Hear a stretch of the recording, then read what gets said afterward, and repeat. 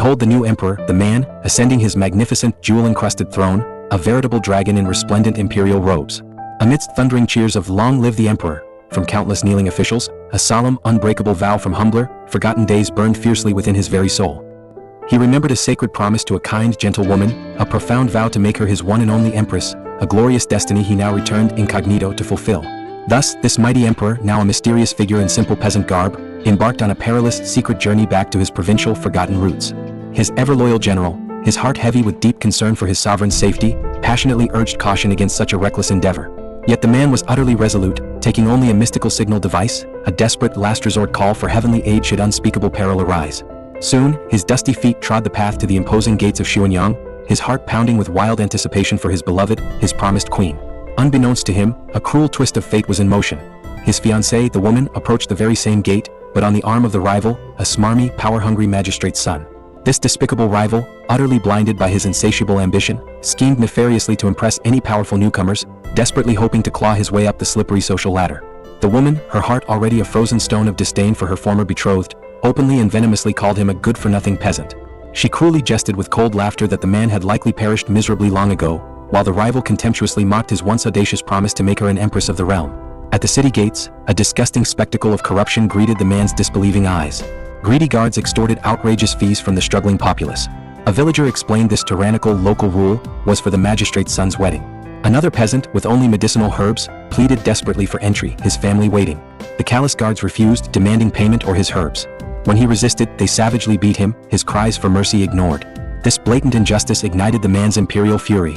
He stepped forward, a lone figure of defiance, challenging the thuggish guards. "How dare you extort them in broad daylight?" he thundered. But his righteousness was met with brutal force. The guards, emboldened by petty power, seized him. They sneered, "Anyone who doesn't pay is a bad citizen.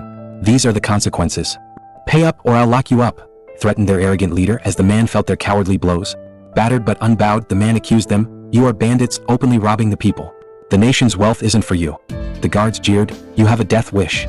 You all deserve beheading for oppressing the people," he retorted. "You're getting it today," snarled the guard, and they pounced, beating him mercilessly. Just then a grand carriage arrived. It was the fiancée, the woman he journeyed for, with the smug rival.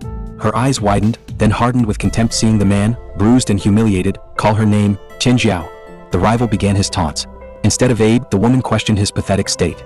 The guards and rivals circled, mocking his downfall. The rival preened, "I'm someone your father looks up to." Then the woman, voice dripping venom, sneered, "Based on your tone, are you really the emperor?" With desperate hope, the man affirmed his identity. But she cut him down. "Finn is the magistrate's son. You can't compare.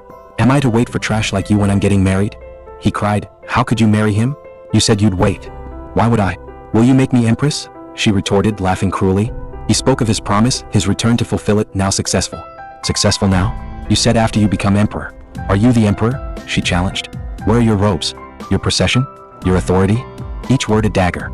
"Still a loser, vastly inferior to my Shinlin Feng," she declared, her disdain absolute. He desperately clung to their engagement. "I'd never agree if not for your family home," she spat, shattering his illusions. He reminded her of her kindness, taking him in when starving. Then the most devastating revelation. "The one who took you in was my sister, Jane Lead. I never even looked at you." The man reeled, his world collapsing.